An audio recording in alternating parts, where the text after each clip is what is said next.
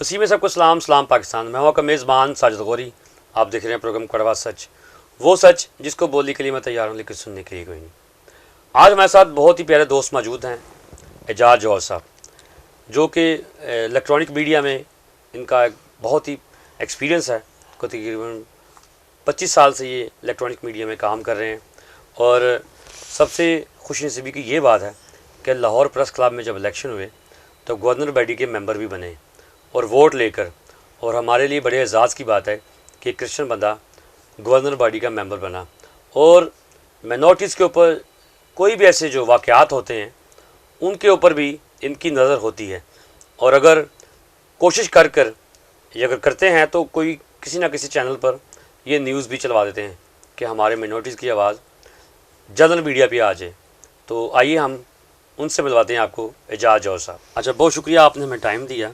और अगर electronic media की बात करें तो आपका काफ़ी ज़्यादा एक्सपीरियंस है, तो कब से आपने मीडिया में अपना कदम रखा? अच्छा, ये मैं तकरीबन 2000 से कर रहा हूँ। ठीक है। मगर मैं मुख्तलिफ जगह पे जो है ना फ्रीलांस कर रहा था। ठीक है। तो फिर 2005 के बाद अच्छा मैं आपको ये भी बता दूं, तो जो मैं फ्रीलांस कर रहा था उसके साथ मैंने 2 इंटरनेशनल चैनल्स के साथ भी काम किया। ठीक है। और उसके बाद 2005 में मैंने जियो ज्वाइन किया।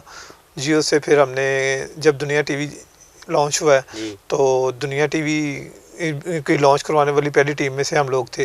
फिर उसके बाद अब तक न्यूज़ है और कैपिटल, और आजकल मैं डॉन न्यूज़ के साथ हूँ। और जियो का मैं 2007 अगस्त का जो है तो मैं जो ना अवार्ड होल्डर भी हूँ best package of the month का। ठीक है। अच्छा, लाहौर प्रेस क्लब की अगर बात करें तो गवर्नर बॉडी के मेंबर भी हैं जी। तो माइनॉरिटीज़ में आपने जब इलेक्शन के लिए बात की तो माइनॉरिटीज़ कितने वोट हैं हमारे? मिनॉरिटीज़ के तो मैं आपको बताऊं साजिद भाई, बड़े अफसोस के साथ मुझे कहना पड़ रहा है कि बहुत ही कम लोग हैं, क्योंकि लोग हमारे बहुत ज़्यादा काम कर रहे हैं। ठीक है। ठीक है, मगर वो लोग इस बात को समझते ही नहीं कि वो प्रेस क्लब की मेंबरशिप लें। ठीक है। हमारे सिर्फ 50 से भी कम लोग हैं जो हमारे लोग मेंबर हैं, जबकि वहाँ पे आपको पता है 2800-2900 जो मेंबर हैं उसमें हमारे सिर्फ 50 लोग हैं। तो उसके बावजूद मैं बड़ा मशकूर हूँ उन साथियों का, उन दोस्तों का, जिनमें वहीद भट्ट साहब हैं, जिसमें मुजाहिद जाफरी साहब हैं, और ये वो लोग हैं जिन्होंने मुझे सपोर्ट किया और मैं प्रेस क्लब का इलेक्शन जीत के तो आज इस सीट पे। अच्छा, अगर माइनॉरिटीज़ की बात करें तो हमारे जो जर्नल मीडिया है वो हमारे माइनॉरिटीज़ ख़बर को ज़्यादा पजीराई नहीं देते, उसको ऑनर भी नहीं करते, इसकी क्या वजह है? अच्छा, इसकी बहुत सारी वजूहत हैं, मगर मैं आपको एक बात बताऊं अपने टीवी की। मैं इसलिए नहीं कि मैं डॉन टीवी में काम करता हूं तो उसके लिए नहीं मैं बात कर रहा, मगर अगर मैं डॉन टीवी की जनरल बात करूं तो डॉन ना सिर्फ क्रिश्चियनों के साथ बल्कि हिंदूज़ और दूसरी मिनॉरिटीज़ के भी, आप देखें कि जितने मिनॉरिटीज़ के ज़्यादा इशू हैं आपको डॉन अखबार और डॉन टीवी में नज़र आते हैं। ठीक है, तो मैं समझता हूँ कि मिनॉरिटीज़ को टाइम तो कम मिल रहा है, मगर कुछ एक और दूसरी वजह साजिद भाई के मिनॉरिटीज़ के जो इशू होते हैं ना वो उसको इसलिए भी ज़्यादा हाईलाइट नहीं किया जाता ताकि बाद में दंगे फसाद ना बढ़ जाए। ठीक है। अच्छा, अगर प्रेस क्लब की बात करें तो हमारे पिछले दिनों एक सहाफ़ी दोस्त फौत हो गए थे, आर भट्टी साहब। जी, आर भट्टी साहब। तो प्रेस क्लब ने कुछ उनको पैसों की शक्ल में कुछ मदद नहीं की। अच्छा, वो उसका मैं आपको बता दूं, वो जो हमारी प्रेस क्लब की वो इंश्योरेंस थी ना, जी, वो पिछले 4 साल से जो है ना, वो जो इससे पहले हमारी बॉडियाँ गई हैं उन्होंने जो है ना वो इंश्योरेंस ख़त्म हो चुकी थी। ठीक है। मगर मैं कहता हूँ कि जर्नलिस्ट पैनल जब भी आया वो सहाफ़ियों को कुछ ना कुछ दे के गया है। अब भी जो है अरशद अंसारी साहब ने जो है वो उसको इंश्योरेंस को बहाल करने में बहुत बड़ा किरदार अदा किया है। तो हमारी इंश्योरेंस तो बहाल हो रही है। चले वो अब भट्टी साहब चले गए हैं, अब एफ ब्लॉक की कुछ फाइलें हैं, कुछ प्लॉट्स हैं, और अभी 3 दिन पहले एक मीटिंग हुई है जिसमें उन्होंने कहा कि जो हमारे साथी हमसे बिछड़ गए हैं इसी इंतज़ार में कि उनको प्लॉट्स मिल जाएं, उनकी बेवगान के लिए अरशद अंसारी साहब बड़ी मेहनत से जो है ना वो काम कर रहे हैं, और इंशाल्लाह उसमें भट्टी साहब की बेगम को भी प्लॉट मिलेगा। अच्छा नाज़रीन, आप सुन सकते हैं कि हमने अपने प्लेटफार्म पर ये प्रोग्राम किया था पिछले दिनों, तो इसी के ऊपर बात हुई थी कि आर भट्टी साहब की हेल्प के लिए कोई लोग नहीं इतनी ज़्यादा हुई हेल्प प्रेस क्लब की तरफ से भी, लेकिन उनके जो गवर्नर बॉडी के जो मेंबर हैं एजाज जौहर साहब हमारे साथ मौजूद हैं, और इन्होंने हमें यही कहा था कि मैंने आपका वो टीवी जो शो है वो देखा और मैंने फिर इनसे दावत की कि आप हमारे शो पर आएँ, तो इन्होंने आज आके हमारे शो पर ये भी बता दिया कि उनकी कुछ ना कुछ हेल्प ज़रूर होगी प्रेस क्लब की तरफ से। तो एजाज साहब ये बताइएगा कि हमारे जो जितने भी इंटरनेशनल अगर मीडिया के साथ आपने काम किया है तो वो कुछ ऐसे रिपोर्ट्स होती हैं कि जिसको क्या कहते हैं कि इंटरनेशनल चैनल वाले ज़्यादा उसको सपोर्ट कर देते हैं। हाँ जी। तो उसको पिक्चराइज करने के लिए कुछ प्रॉब्लम्स नहीं होती? नहीं, वो तो बात ये होती है साजिद साहब, आप इस बात को समझते हैं, आप भी बड़े चैनलों में काम कर गए हैं। जी जी। ठीक है, आपने दुनिया टीवी के साथ काम किया, आपने सिटी न्यूज़ नेटवर्क के साथ काम किया। साफ़ी जो होता है ना, इसकी ज़िंदगी ही मुश्किलात का दूसरा नाम है। इस तरह ही ठीक है, जब आप किसी स्टोरी पे काम करते हैं तो फिर आपको थ्रेट्स भी मिलती हैं, आपको फिजिकली भी रोका जाता है, मगर साफ़ी जो वो अपनी खबर निकालने के लिए कुछ भी करता है। कुछ भी करता है। अच्छा, मैंने सुना था कि आप एक NGO के साथ भी काम कर रहे थे कि जो मुख्तलिफ पहले उसके ऊपर काम करी थी, तो उस पर कुछ हो रही वर्किंग कोई आप? नहीं, वो मेरे साथ, वो मेरे अंकल थे USA से, SP मल साहब, बहुत सारे लोग जानते हैं। तो उनकी डेथ हो गई, रीच आउट के नाम से उन्होंने यहाँ पे प्लेटफॉर्म हमने बनाया था, बहुत सारे लोगों के लिए काम किया भी। तो वो फिर जब उनकी डेथ हो गई तो उनके जो है ना वो बच्चे उसको कंटिन्यू नहीं करना चाहते थे, तो इसलिए फिर वो पोस्टपोन कर दिया। वैसे मैं खिदमत कर रहा हूँ कुछ इस तरह से कि मेरी जो मिसेज हैं, जी जी, वो उनकी ख्वाहिश थी कि वो खुदा का कलाम लोगों तक पहुँचाएँ। तो जब उन्होंने ट्रेनिंग कंप्लीट की डॉक्टर जमील नासिर से, तो फिर हमने मुख्तलिफ गाँव जाना शुरू किया। हम बाइक पे जाते थे और फिर कोई भट्टों पे जाना शुरू किया।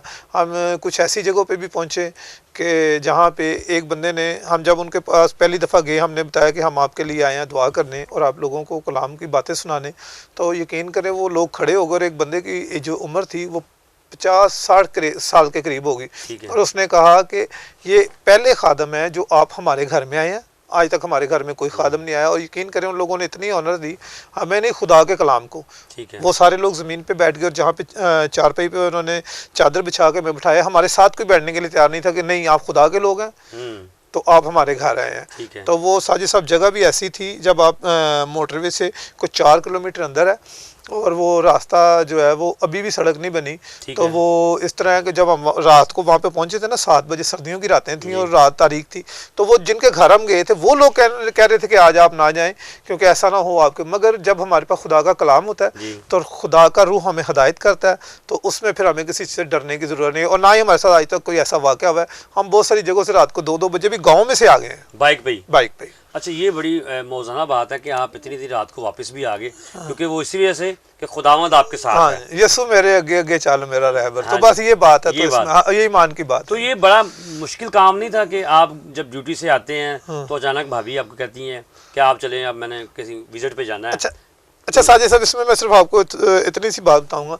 साजिद साहब, जब हम अपने लिए, अपने बच्चों के लिए, सारा हर चीज़ के लिए टाइम निकालते हैं, तो हमें खुदा के लिए भी टाइम निकालना चाहिए। फिर जब हम फ़ारग टाइम होता है, मैं किसी दोस्त के घर या किसी रिश्तेदार के घर जाकर बैठ जाता हूँ, इसकी बातें कर, उसकी बातें कर, इसकी चुगली कर, उसकी चुगली कर, तो वो बाद में बैक बाइटिंग होती है कि ये वो आए थे, वो ये बात कर गए। तो उससे बेहतर नहीं कि अब वहाँ जाएँ जो मसीह में बहन भाई हैं, जिनको हमारी ज़रूरत है, जिनको खुदा की ज़रूरत है। अच्छा, मिनॉरिटीज़ की अगर बात करें तो हमारे काफ़ी सारे मिनॉरिटीज़ के सहाफ़ी भाई भी हैं जी। तो कोई ऐसा प्लेटफॉर्म बना कोई जिसपे हमारे सारे सहाफ़ी भाई इकट्ठे हो सके? हाँ जी, अभी हम कोशिश कर रहे हैं। अभी इसी साल हमने किया है, हम एक क्रिश्चियन जर्नलिस्ट एसोसिएशन के नाम से हमने एक प्लेटफॉर्म बनाया है, जिसमें नईम कैसर साहब हैं, हमारे साथ काशिफ नवाब साहब हैं, आशर साहब हैं, अजीज़ याकूब साहब हैं। तो हम आपको भी दावत देंगे कि आप भी हमारे साथ मिलें, ताकि हम कोई ऐसा छोटा नहीं बल्कि हमारे अब तो हमारे अपने कितने चैनल्स हैं हमारे, जिसमें कैमरा मैन हैं, एंकर्स हैं, रिपोर्टिंग कर रहे हैं लोग जो साफियों हमारे साथ जुड़े, ताकि हम भी जो है ना अपनी स्ट्रेंथ दिखा के गवर्नमेंट से कुछ ना कुछ अपने मसीह भाइयों के लिए ले सके और अपने मसीह भाइयों के इशू पे बात कर सके। बड़ा अच्छा विज़न है आपका कि इसके ऊपर भी बात होनी चाहिए। तो मेरा ख्याल है कि हमारे जितने भी सहाफ़ी हजरात हैं कि वो एक बेंटी तौर पर बेशक नाल साथ ना देते हो, लेकिन अगर विजन की बात करें तो हम लोगों को इकट्ठे हो जाना चाहिए। हाँ बिल्कुल ऐसे ही है। हम तो खुद चाहते हैं कि हमें इकट्ठे होना चाहिए। जब तक हम इकट्ठे नहीं ना होंगे तो हमारी स्ट्रेंथ नहीं होगी, तो फिर तब तक जो है ना हम पावर में नहीं आ सकते। अच्छा, स्टोरीज की अगर बात करें तो हमारे कई ऐसे इश्यूज आजकल आ रहे हैं कि जबरन मजहब तब्दीली, जबरन शादी। अगर उसकी बात करें तो हमारे काफ़ी सारे जो माइनॉरिटीज़ के चैनल्स बने हुए हैं यूट्यूब के ऊपर, फेसबुक के ऊपर, तो वो उन स्टोरियों को ब्रेक करते हैं। उसमें सच्चाई कहाँ तक होती है? अच्छा, सबसे पहले तो मैं ये जो जबरन शादी वाली बात होती है, सबसे पहले हम खुद लोग लूप होल्स देते हैं। ठीक है। हम लोग, हमारी कमी कमजोरियां होती हैं, जैसे हमारी बच्चियां या बच्चे ट्रैप होते हैं। ठीक है। जैसे वो कराची वाला वाकया था, जिसमें ठीक है, हाँ, आरजू राजा वाला, आपको याद होगा कि आरजू राजा का जो वाकया था वो उसी तरह था ना कि उस बंदे का उनके घर आना जाना था, उनके घर वाले उस पर ट्रस्ट करते थे, अकेली बच्ची को भी छोड़ के चले जाते थे। तो फिर इस तरह वो बच्ची ट्रैप हो गई। ठीक है, सबसे पहले हमें वो रास्ते बंद करने होंगे। ठीक है ना, जब हम वो रास्ते बंद कर देंगे तो फिर इस तरह का नहीं होगा। और ये जो आप बात आपने की है कि जो यूट्यूब पर ये जो सुनी सुनाई बातें होती हैं ना, हमें इस पे नहीं जाना चाहिए। ठीक है। हमें जो जर्नलिस्ट है ना, उसका काम है तहकीक करना। ठीक है। तहकीक करके खबर देना। ठीक है। अगर हम बगैर तहकीक किए खबर देते हैं तो फिर भी हम मुजरिम। ठीक है। तो नाजरीन, आप सुन सकते हैं कि एजाज साहब ने बड़ी अच्छी बातें की हैं और इन्होंने एक प्लेटफॉर्म के लिए इकट्ठा करने का भी कह दिया है कि हम चाहते हैं कि हमारे जितने भी क्रिश्चियन जर्नलिस्ट हैं, कैमरामैन्स हैं, रिपोर्टर्स हैं, एंकर्स हैं, वो हम एक प्लेटफॉर्म पर आएँ और अपनी पावर जो शो करें, ताकि हम भी गवर्नमेंट से अपने जो हकूक़ हैं उसके ऊपर बात कर सकें और माइनॉरिटीज़ की बात कर सकें। हमारे नेशनल न्यूज़ के प्लेटफॉर्म पे कुछ कहना चाहते हैं आप? जी, मैं सबसे पहले तो नेशनल न्यूज़ का मशकूर हूँ, उन्होंने मुझे टाइम दिया। और मैं नेशनल न्यूज़ के प्लेटफॉर्म से भाई यही कहना चाहता हूँ कि हमारे जितने भी लोग हैं, जो मिनॉरिटीज़ के जो मीडिया पर्सनस हैं, हमारे इतने चैनल्स हैं, हमें इकट्ठा होना चाहिए।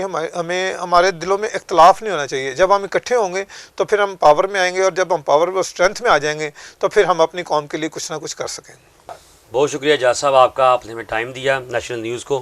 और नाज़रीन, मैं आपको एक बात बताऊंगा कि जिस तरह एजाज जौहर साहब ने बात की, क्योंकि जनरल मीडिया में तकरीबन 20-22 साल से काम कर रहे हैं और मेरा ख़्याल है इनका तजर्बा बहुत ज़्यादा मजबूत है और ये बात भी ऑथेंटिक कर रहे हैं, क्योंकि इन्होंने जो बात की है कि हमारे जितने भी माइनॉरिटीज़ के हमारे सहाफ़ी भाई हैं, कैमरामैन भाई हैं, जो एंकर्स पर्सन है, वो सारे इकट्ठे हों और एक प्लेटफार्म पर आएँ, ताकि हम भी कोई ऐसा एक पॉइंट बना सके जहाँ पर एक बैठ कर बातचीत हो सके।